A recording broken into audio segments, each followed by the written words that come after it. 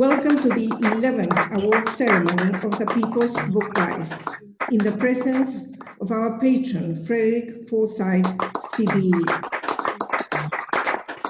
Okay, thank you, and evening all. Obviously, a terrific list here, and more categories yet to come. But the first is children. We have a fine crop of books in this category this year for all ages, from beautifully illustrated reading books for small children to fantasy, sci-fi, and romantic teen novels. Finalists for the 2020 People's Book Prize in Children's Literature category are A Study in Scarlet by Stephanie Baudet, illustrated by Ariana Bellucci, represented here tonight by publisher Divya Kainth of Sweet Cherry Publishing. This is the first book in our collection of Sherlock Holmes stories that are adapted and illustrated for children aged 7+. Next, we have Order by Graham Carey, illustrated by Anne Wagner, published by Blossom Spring Publishing. My book, Older, is an adventure book. It's about a boy who draws an entrance to a magical world on his hospital room wall and helps to save the world that he's entered. B by Nigel Womack, illustrated by Ursula Hurst, published by Poems and Pictures. Yeah, it's about being different. She goes to the Queen to find it, and she's run out of the colours, black and yellow. Colour isn't that important to bees like us, and I found out that being different is okay. Catch That Cough by Bonnie Bridgman, illustrated by Louise Forshaw, published by Tiny Tree Children's Books. Catch That Cough is about a little girl called Maisie who forgets to put her hand over her mouth. Her cough flies free and wreaks havoc everywhere. So in order to start having fun again, she needs to learn how to catch a cough properly. Charlie Dog's Birthday by Sue Pavey, illustrated by Eleni Dimitriou, published by Blossom Spring Publishing. Charlie Dog's Birthday is a rhyming picture book for very young readers. The story's about all the fun Charlie and his friends had at his fancy dress party for his 3rd birthday. Emily Knight, I Am Awakened, by A. Bello, published by Hashtag Press. It is about a teenage warrior who is trying to find a missing warrior to prevent a war from happening. So it's very high stakes and dramatic. Lily's Just Fine by Jill Stewart, published by Sweet Cherry Publishing. This is a teen novel, a teen romance set in Scotland. It also deals with ill health and family issues, but really it's about teenagers having fun. Next we have The Middler by Kirsty Applebaum, published by Nosy Crow. The Middler is a story for 9 to 12-year-olds, and it is an adventure story set in a dystopian world where only the eldest children are considered special. Save Us by Christina Gavitas, illustrated by Julie Ormond, published by Poems and Pictures. This is a lovely rescue story about a seal, a sea turtle and a whale, which addresses plastic pollution, so it's educating the children on a topic, pollution. Next, we have Selby Abbey 950 Celebration by the Children of Selby, illustrated by Evie Hurst, represented tonight by publisher Christina Gavitas at Poems and Pictures. I have a charity children's literature festivals, and as part of the festival, the children were encouraged to write about the local history. So there were 52 schools got involved with this, and it's such an iconic building. If you've never been, you ought to visit. So this is a lovely, wonderful collection, and they've made such a brilliant job of it. The Rude Robin by Alan Plenderly, illustrated by Alan himself, published by Revette Publishing Limited. The Rude Robin is about, well, a rude robin, basically, who realises the importance of everyone being nice to each other. And last but not least, What Wesley Wore by Sam Langley Swain, illustrated by Ryan Sondergregor, published by Owlet Press. A very colourful character in a picture book aimed for readers aged 5 to 7. Teaches young children about empathy by telling a story of bullying from both sides. And the first winner, wait for it, is B. My God! This is what you're going to get. Now, things will come to you via the post. So, can we have a few trophy? The artist is just as good and as important as the writer. I'm looking forward to entering again. You made my life perfect and complete. Thank you so much for voting for me every. Well done.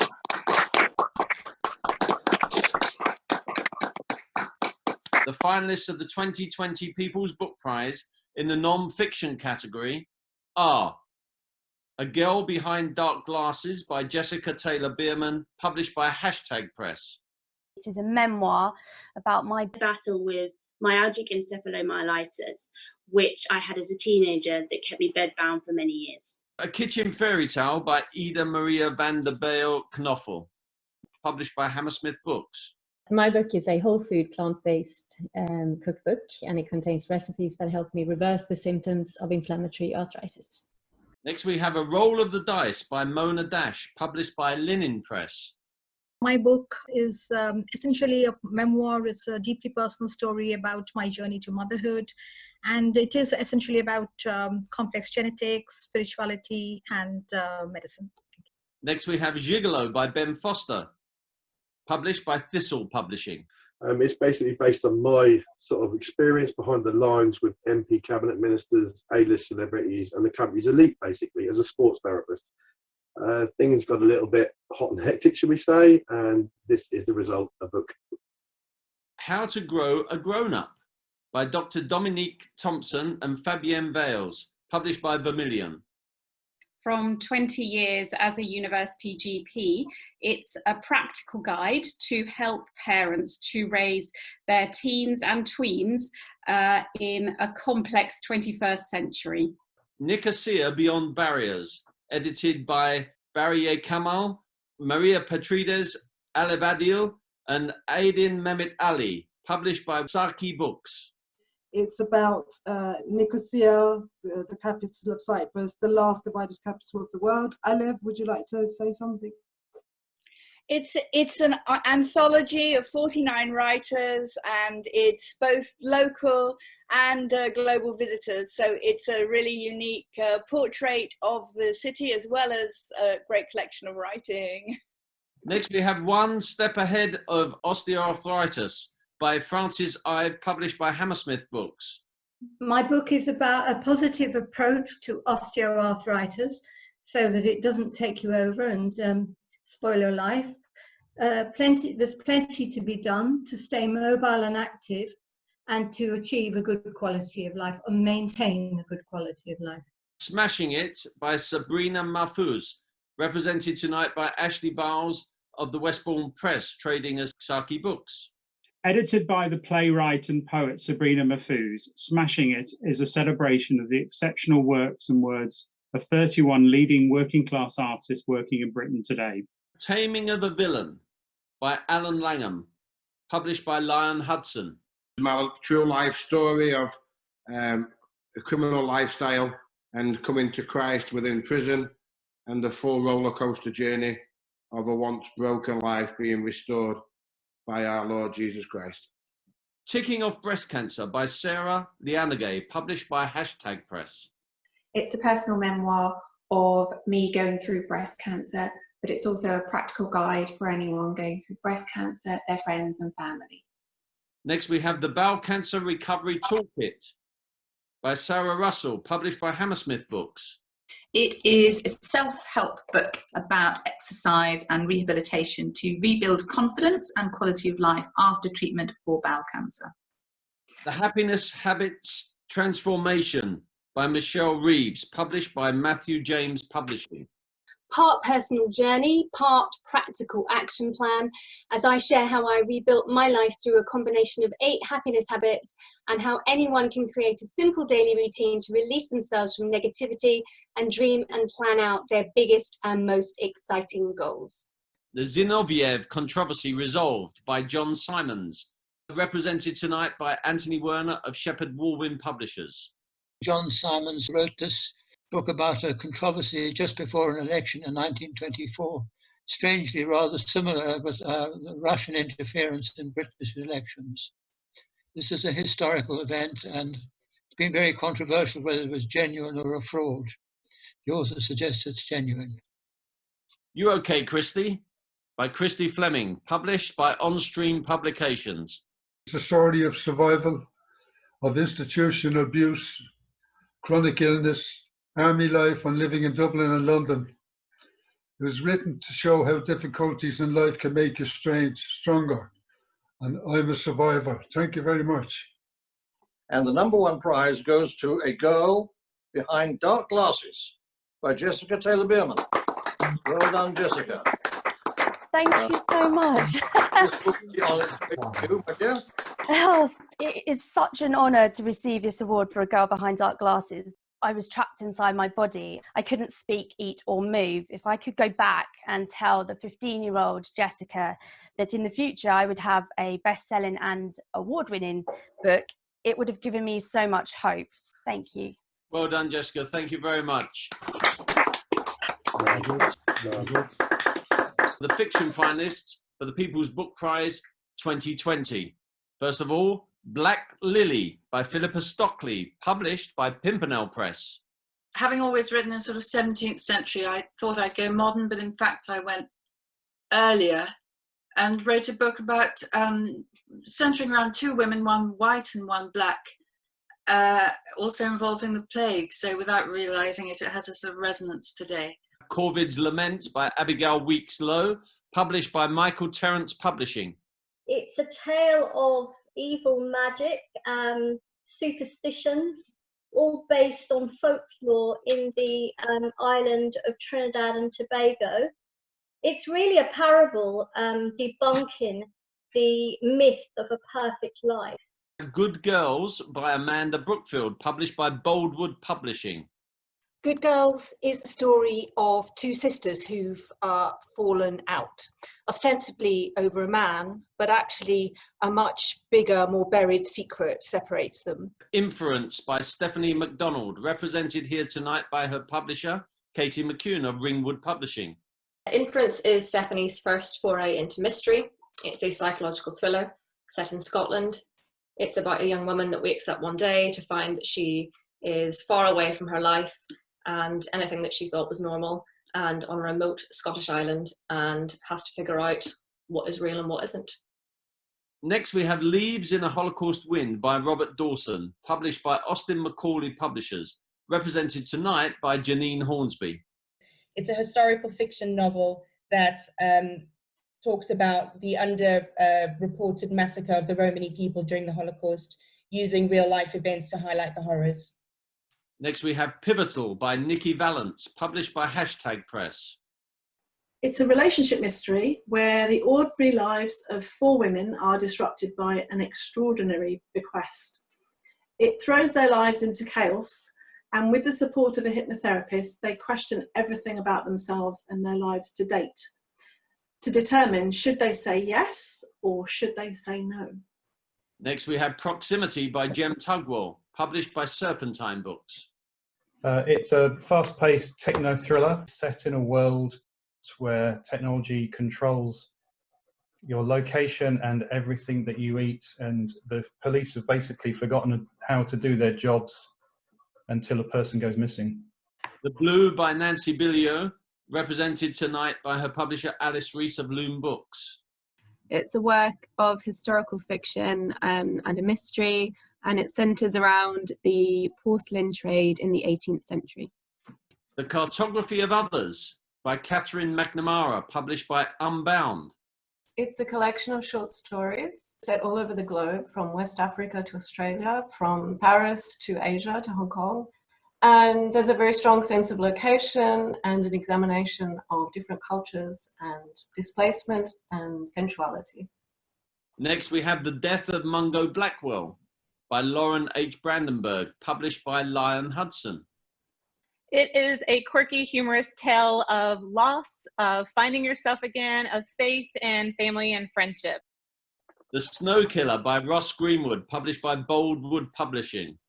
It's about Detective Inspector Barton and his team, and they're investigating a murderer who only kills when it snows.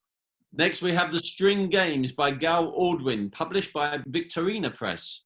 It's a coming-of-age novel. The catalyst, a young boy, goes missing. And so we follow the protagonist from childhood into her teenage years and then as an adult, whereas she is able to address issues of grief and move forward with her life. The Sword of Uncreation by Darren Walker, published by Blossom Spring Publishing. It's a simple story of a weapon that was created and was so deadly that God has to hide it on earth, and then the devils have a race against the angels to find it, culminating in a big battle on Ilkley Moor. Finally, we have The Weighing of the Heart by Paul Tudor Owen, published by Obliterati Press. It's about a young Englishman in New York, and he ends up moving in as a lodger with a couple of rich older ladies. They have a priceless ancient Egyptian artwork on the wall of their apartment, and he steals the artwork. I know how much luck you need, and I wish it to every one of you.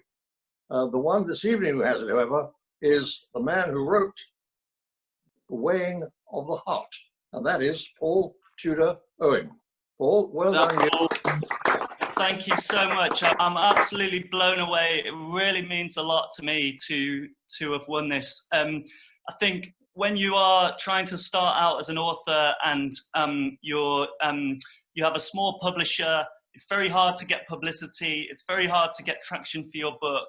And it's really, really important that awards like this are able to pull writers up and publicize what they're doing. And I hope it's done that for all of us who are here tonight.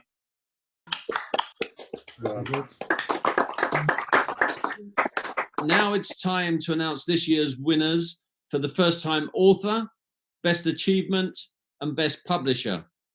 First up, it's the First Time Author Award in honour of our founding patron, Dame Beryl Bainbridge. This year's winner has written a book that's an inspiration to all. It's the story of how one person's indomitable spirit helped them overcome the many adversities that life threw at them. It's a celebration of survival. And the winner is, you okay, Christy? Like Christy Fleming. Well done. She won it. Well done. Well done, Christy. Yeah, I'm so thrilled for the publisher. She's a lovely woman and a very good friend. She took a risk with me, and it's just amazing what she's done. Thank you so much, and well done, Ross. Well done, you, Christy. That's amazing. Amazing achievement. Thank you very much, Christy and his publisher. Next up, we have the 2020 People's Book Prize for Best Achievement. This award is given every year to an author whose book advances the human condition, benefiting their community or the world at large in some way. This year's winner has not only told a fantastical story that can give strength to children suffering the trauma of being in hospital, but a percentage of every sale of the book is being donated to the NHS. The winner of this extraordinary award is Older. Yes. Older. Well done, Graham. Thank you very much. Very proud. I'd like to thank Claire at Blossom Spring Publishing. I'd like to thank Anne, who did the illustrations. And most of all, I'd like to thank everyone who voted and has bought the book. Very, very proud. Thanks very much. Contribution goes to Alder Hay. The next return to Alder is out in October. Thank you very much. It's wonderful. Well done, Graham. The 2020 People's Book Prize for Best Publisher. This year's winner is a company that prides itself on publishing great authors who write fantastic books. But their aim is to give a voice to those who need it, to help underrepresented authors in order to accomplish more diversity and inclusion. This dynamic female-led publishing house printed its first book in May 2017, only 3 years ago. This year, 4 of their authors are among the finalists in the People's Book Prize. Over to Freddie Forsyth, our patron, to announce the winner. Just to say a quick word that we all need publishers. We are nothing without them. We need your support. We're grateful for it. You're the people who actually pluck us from nowhere and put us on the map, if at all. And this time, the best publisher is #Press. And here it is. And I'm going to to say a few words. Cheers. So exciting! We're so excited about this. We obviously, as you heard, we only started 3 years ago, but we have published more than 20 books from underrepresented writers, and our mission is to get as many fantastic books out there as possible. We're proud of every author who's been as finalists. We've had amazing luck, and we're so grateful. So thank you to Tatiana and to everybody. Thank you, Helen. The People's Book Prize. A privilege to have Frederick Forsyth, CBE, as our patron. Freddie is a giant of English literature, a great talent. When you have one of his books, you know you're going to have fun. He is an inspiration to writers. His books are sold and read by millions, and many have been made into fascinating film. Even his autobiography reads like a thriller. In this, his 10th year of tenure, it is my pleasure to present to Frederick Forsyth CBE, with our grateful thanks, the People's Book Prize Patron Emeritus Award. Thank you.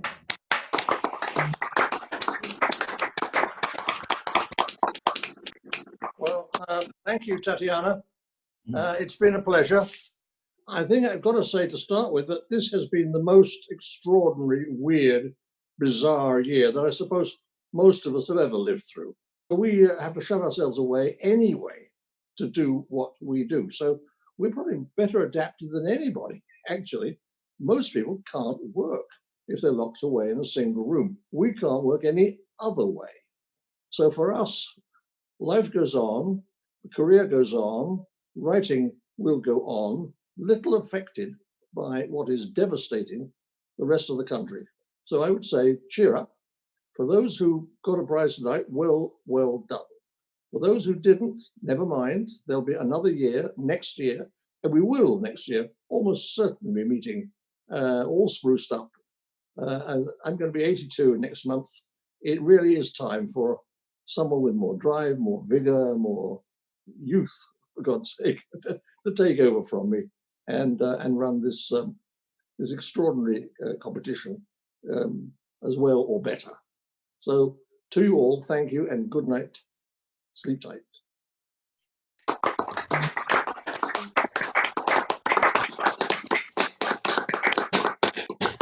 Thank you very much. Thank you all for dressing up and making it as nice an event as we could make it, given the circumstances, all doing it from our houses around the country. So stay safe. We see you next year. And I think you all deserve one more round of applause for yourselves and each other. So well done.